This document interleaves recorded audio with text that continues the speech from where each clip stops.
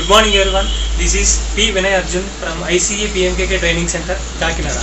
ఈ రోజు మన టాపిక్లోకి వెళ్ళబోయే ముందు నేను మిమ్మల్ని 3 ట్రికీ క్వశ్చన్స్ అడుగుతాను. ఈ క్వశ్చన్స్ సంబంధించిన ఆన్సర్స్ ఏవైతే ఉన్నాయో ఈ ప్రెజెంటేషన్ ఎండింగ్లో నేను మీకు రివీల్ చేస్తాను. Okay, first question.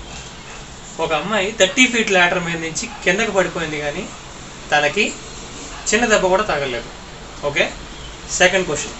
అది పైకి వెళ్తూ ఉంటుంది తప్ప కిందకి రాదు, ఏంటది? Okay, third one. అది స్టార్టింగ్ ఈ లెటర్తోనే స్టార్ట్ అవుతుంది, ఎండింగ్ కూడా ఈ లెటర్తోనే ఎండ్ అవుతుంది, బట్ అందులో ఒక లెటరే ఉంటుంది, ఏంటది? ఓకే, ఈ 3 క్వశ్చన్స్ సంబంధించిన ఆన్సర్స్ ఏవైతే ఉన్నాయో నేను ఈ ప్రెజెంటేషన్ ఎండింగ్లో మీకు రివీల్ చేస్తాను. Okay, let's get in to our topic.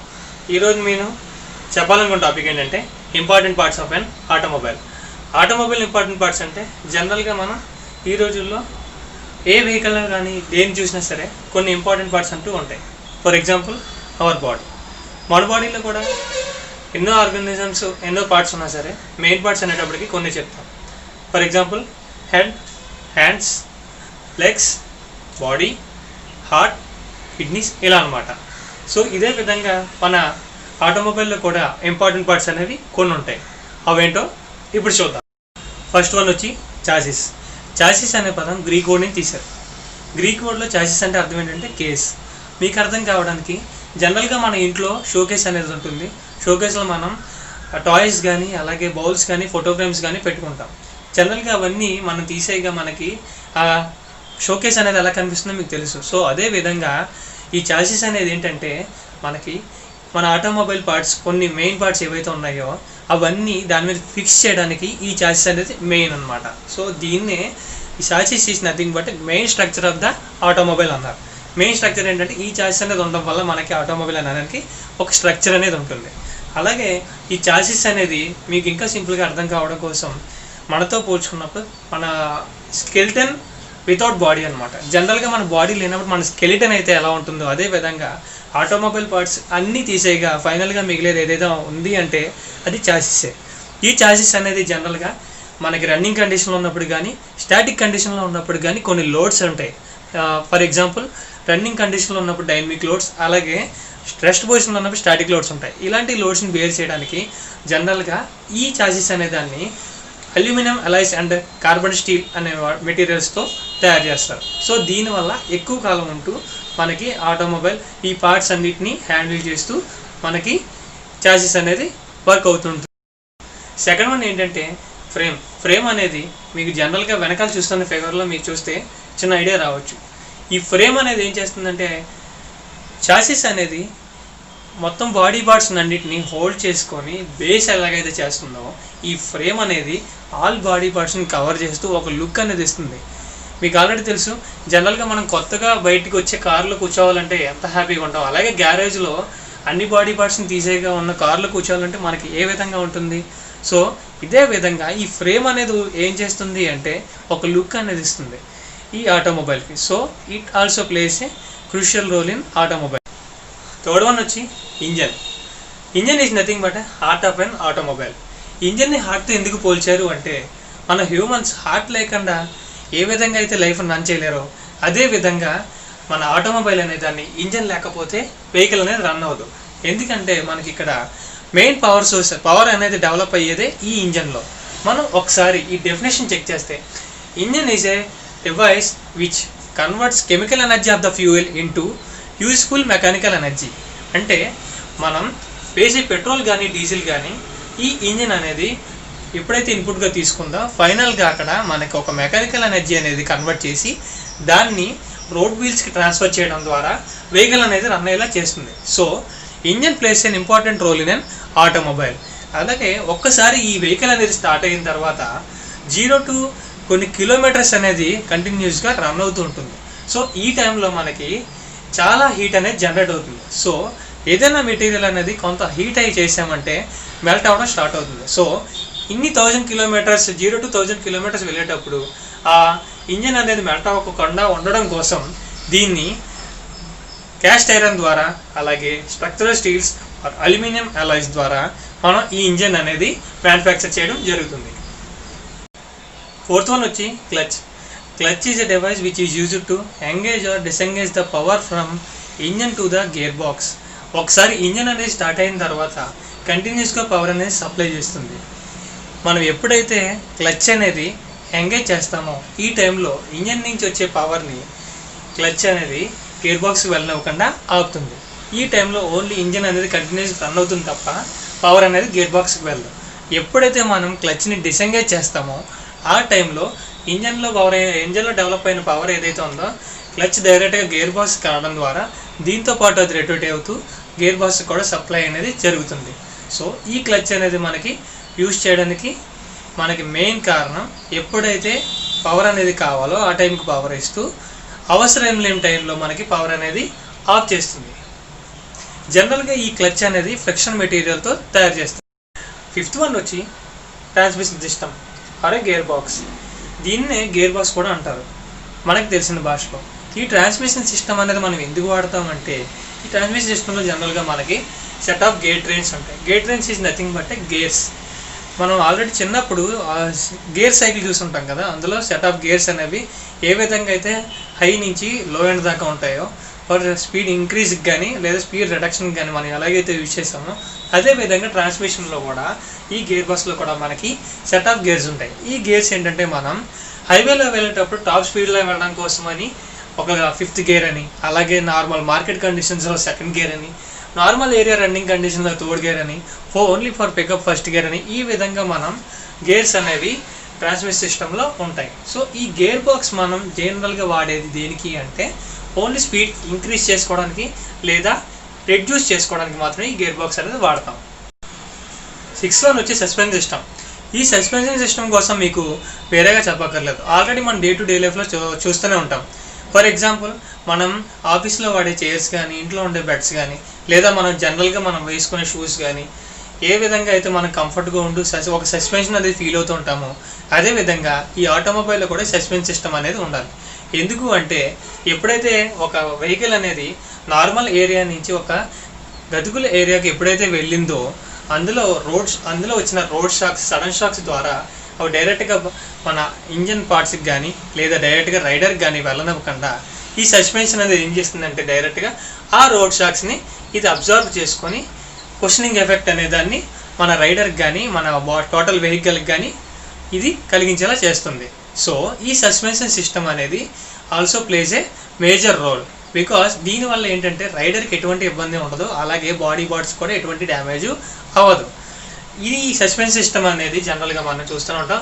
Air కానీ లేదా స్ప్రింగ్స్ కానీ హైడ్రాలిక్ ఫ్లూయిడ్స్ కానీ సెపరేట్ లింకేజెస్ ద్వారా మనం ఈ సస్పెన్షన్ సిస్టమ్ అనేది మనం వాడుతూనే ఉంటాం. మెయిన్గా ఈ సస్పెన్షన్ సిస్టమ్ అనేది road handling or holding purposes కోసం వాడుతూ ఉంటాం. ఎందుకంటే ఇటువంటి గతికుల రోడ్లో వెళ్ళినప్పుడు హ్యాండ్లింగ్ చేయడం కోసం కానీ అలాగే మనం హోల్డ్ చేసుకోవడం ఉండడం, మన పార్ట్స్ని కానీ వాటిని హోల్డ్ చేసుకోవడం ద్వారా ఈ సస్పెన్షన్ సిస్టమ్ అనే దాన్ని మనం యూజ్ చేస్తూ ఉంటాం. అలా ఇటువంటి సస్పెన్షన్ సిస్టమ్ అనేది స్ట్రాంగ్గా ఉండాలి కాబట్టి దీన్ని లో టెంపర్డ్ హై కార్బన్ స్టీల్తో దీన్ని తయారు చేస్తాం అనమాట. 7th వన్ వచ్చి స్టీరింగ్ సిస్టమ్. దీన్నే హ్యాండ్లింగ్ సిస్టమ్ కూడా అంటారు. 4 వీలర్లో వచ్చి దీన్ని స్టీరింగ్ కింద వాడతాం, అలాగే మన 2 వీలర్లో వచ్చి హ్యాండిల్ బార్ కింద వాడతాం. ఒకసారి మీరే ఆలోచించండి, మనం డైరెక్ట్గా సడన్గా ఒక వెహికల్ మీద వెళ్తున్నప్పుడు సడన్గా ఒక స్టీరింగ్ అనేది కానీ ఒక హ్యాండిల్ అనేది కానీ వెహికల్ మీద నుంచి మిస్ అయితే మన ఫీలింగ్ ఎలా ఉంటుంది? ఎందుకంటే ఆ స్పీడ్లో వెళ్తున్నప్పుడు మనం లెఫ్ట్కి తిరగాలని రైట్కి తిరగాలైతే మనం కంట్రోల్ చేయాలనేది మొత్తం ఈ హ్యాండ్లింగ్ సిస్టంలోనే ఉంటుంది, ఈ స్టీరింగ్ సిస్టంలోనే ఉంటుంది. సో ఈ హ్యాండ్లింగ్ కానీ స్టీరింగ్ సిస్టమ్ అనేది లేకపోతే మనం డైరెక్షన్ స్టెబిలిటీ, డైరెక్షన్ కంట్రోల్ అనేది మనం చేయలేం. అది రైట్కి తిరగాల, లెఫ్ట్కి తిరగాల, ఒక యాంగులర్ మూమెంటంలో తిప్పాలా అనేది మనం ఖచ్చితంగా చేయలేం. సో ఈ steering system or handling system అనేది కూడా ఒక ఇంపార్టెంట్ రోల్ అనేది చూస్తుంది. ఇందులో ఏంటంటే డైరెక్ట్గా మన రైడర్ అనేవాడు ఏదైతే ఆ స్టీరింగ్ వీల్ని రోటరీ మూమెంట్లో కానీ లేదా హ్యాండిల్ బార్ని యాంగులర్ మూమెంట్లో కానీ తిప్పడం ద్వారా డైరెక్ట్గా ఆ మూమెంట్ అనేది మనకి ఫ్రంట్ వీల్ ఏవైతే ఉన్నాయో ఫ్రంట్ వీల్కి డైరెక్ట్గా అది కనెక్ట్ అవ్వడం ద్వారా మనకి లెఫ్ట్కి కానీ రైట్కి కానీ తిరగడం వల్ల మనకి డైరెక్షన్స్ అనేవి మనకి వెళ్ళడం జరుగుతుంది. సో ఈ స్టీరింగ్ సిస్టమ్ అనేది మనకి స్టెబిలిటీ, ఎప్పుడైతే మనం వెళ్తున్నామో ఆ డైరెక్షన్ అనేది స్టెబిలిటీగా ఉంచడం కోసం లేదా ఏదైనా డైరెక్షన్స్ మనం తిరుగుతున్నప్పుడు ఆ డైరెక్షన్ తిప్పడం కోసం మనం ఈ స్టీరింగ్ సిస్టమ్ అనేది మనం యూజ్ చేస్తూ ఉంటాం. Braking system. ఈ బ్రేకింగ్ సిస్టమ్ అనేది ఎంత ఇంపార్టెంటో నాకే కాదు మీకు తెలుసు. ఎందుకంటే మన ఆటోమొబైల్లో ఎప్పుడైతే మనం 0 to సర్టెన్ స్పీడ్ వెళ్తున్నామో ఈ బ్రేకింగ్ సిస్టమ్ అనేది ఉండడం వల్లే ఆ స్పీడ్ అనేది ఇంక్రీజ్ చేస్తున్నాం. ఎందుకంటే ఈ బ్రేకింగ్ సిస్టమ్ అనేది మనం 2 రకాలుగా వాడతాం. First one to stop down the vehicle, అంటే వెహికల్ని స్టాప్ చేయడానికి. రెండోది ఏంటంటే స్లో డౌన్ ద వెహికల్. ఏదైనా మనం ఒక ఏరియాలో వెళ్తున్నప్పుడు సడన్గా అక్కడ ట్రాఫిక్ జామ్ అయిందంటే మనం సడన్గా ఇక్కడ ఆపకుండా స్లో చేసుకుంటూ వెళ్తాం. ఎందుకంటే ఆ ట్రాఫిక్ క్లియర్ అయ్యేటప్పటికి మనం వెహికల్ అనేది మనం స్టాప్ చేయకుండానే కంటిన్యూ చేసుకొని వెళ్ళడానికి. సో అందుకని ఈ 2 కండిషన్స్లో మనం బ్రేక్ అనేది అప్లై చేస్తాం. జనరల్గా మనం డెఫినేషన్ ప్రకారం చూస్తే break is nothing but it is used to absorb A kinetic energy from a revolving object. ఏంటి అంటే మనం ఎప్పుడైతే ఒక ఆబ్జెక్ట్ అనేది రొటేట్ అవుతూ ఉందో దాన్ని ఎప్పుడైతే మనం ఆపడానికి మనం కాంటాక్ట్లోకి వెళ్తామో ఆ టైంలో దీనికి తిరుగుతున్నప్పుడు వచ్చే కైనెటిక్ ఎనర్జీని ఇది అబ్జర్వ్ చేసుకోవడం ద్వారా ఈ మూమెంట్ అనేది మనం స్లో చేయడం కానీ స్టాప్ చేయడం కానీ జరుగుతుంది. సో ఈ బ్రేక్స్ అనేవి కూడా చాలా ఇంపార్టెంట్ రోల్ని ప్లే చేస్తాయి. సో వీటిని కూడా మనం యాస్బెస్టాస్ మెటీరియల్తో తయారు చేస్తాం. వీల్స్ అండ్ టైర్స్ అనేవి ఎంత ఇంపార్టెంటో మీకు తెలుసు. ఎందుకంటే మన ఆటోమొబైల్ పార్ట్స్ ఇంజన్ అలాగే సస్పెన్షన్ సిస్టమ్ చాసిస్ ఫ్రేమ్ ఇలా ముందు మాట్లాడుకున్నవన్నీ ఎన్నున్నా ఈ వీల్స్ అండ్ టైర్స్ అనేవి లేకపోతే మనం ఎక్కడికి వెళ్ళలేం. సో ఇది కూడా చాలా ఇంపార్టెంట్ రోల్ అనేది ప్లే చేస్తుంది. ఈ జనరల్గా ఈ వీల్స్ అనేవి ఏవైతే ఉన్నాయో ప్రైమిటివ్ ఫామ్ అంటే మనం ఒకప్పుడు ఏవైతే వాడుతున్నామో ఇప్పటికీ అదే ఫార్మాట్. అంటే ఏంటంటే సర్క్యులర్ షేప్డ్ హబ్ ఎలాగో సెంటర్లో ఉంటుంది, అలాగే స్పోక్స్ కానీ డిస్క్ కానీ మనం వాడుతూ ఈ వీల్ అనేది మనం కంటిన్యూ చేస్తూ ఉన్నాం. జనరల్గా దీన్ని హార్డ్ అండ్ డ్యూరబుల్ మెటీరియల్లో తయారు చేస్తాం. అదేవిధంగా ఈ టైర్స్ అనేవి చూడడానికి రింగ్ షేప్లో ఉంటాయి. ఈ రింగ్ షేప్లో ఉన్న టైర్స్ ఏంటంటే డైరెక్ట్గా మనకి వీల్ ఏదైతే ఉందో దానిలో యూ షేప్ గ్రూవ్ ఉంటుంది పైన. ఆ గ్రూవ్లో ఇది ఫిక్స్ అయ్యి డైరెక్ట్గా ఈ వీల్ అనేదాన్ని హోల్డ్ చేస్తూ ఉంటుంది. డైరెక్ట్గా మనకి ఏదైతే వెహికల్ మీద ఉందో లోడ్ ఏదైతే ఉందో డైరెక్ట్గా యాక్సిల్ ద్వారా మనకి ఫైనల్గా పడేది ఈ టైర్ మీదే. సో ఈ టైర్ అనేది హార్డ్ రబ్బర్ కానీ ప్లాస్టిక్ రబ్బర్తో కానీ తయారు చేస్తారు. నెక్స్ట్ వన్ వచ్చి ఎగ్జాస్ట్ సిస్టమ్. దీన్నే మనం సైలెన్సర్ కానీ మఫ్లర్ కానీ కూడా అంటాం. జనరల్గా మీకు సైలెన్సర్ అంటే ఏంటో తెలుసు, సినిమాలో కూడా చూస్తాం. గన్స్కి ఏదైతే సైలెన్సర్ పెడతారో ఎందుకో తెలుసు కదా, సౌండ్ రాకుండా ఉండడం కోసం. అదేవిధంగా దీని సైలెన్సర్లో కూడా మనం సౌండ్ రాకుండా ఉండడం కోసం ఇంజన్ నుంచి వచ్చే ఏవైతే హెవీ నాయిస్లు ఉంటాయో ఆ సౌండ్స్ను తగ్గించడం కోసం ఈ సైలెన్సర్ అనేది వాడతాం. జనరల్గా ఈ సైలెన్సర్ అనేది చూడడానికి పైప్లే కన్స్ట్రక్షన్ నుండి చివరిలో మనకి హాలో స్ట్రక్చర్ నుండి కొంచెం ఎన్లార్జ్ అవుతూ ఉంటుంది.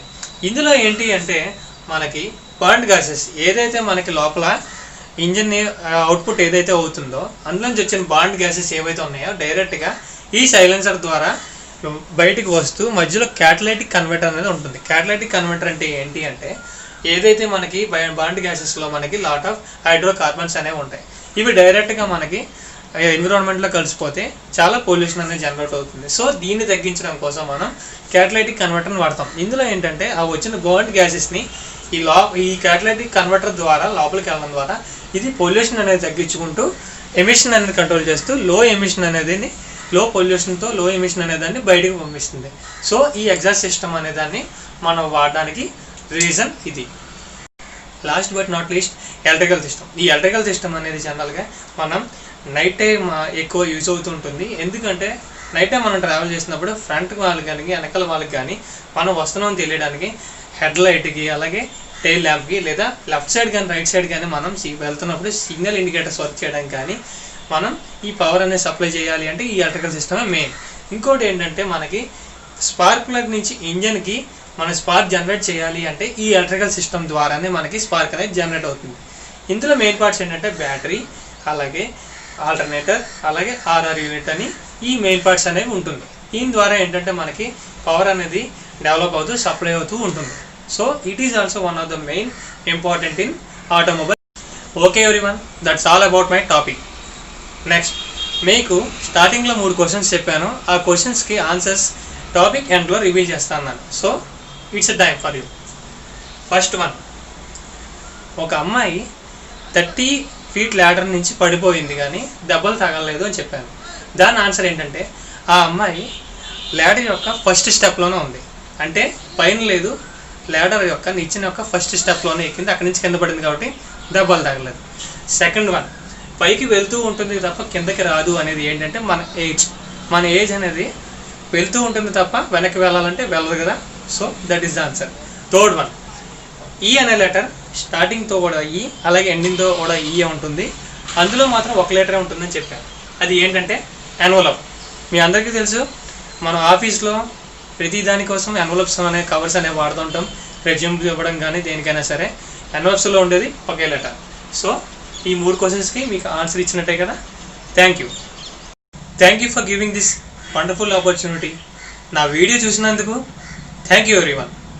నెక్స్ట్ వీక్ ఇంకొక వీడియోతో మీ ముందుకు వస్తాను. అంతవరకు be safe at home. From P Vinay Arjun, ICA PMKK training centre, Kakinada. Thank you.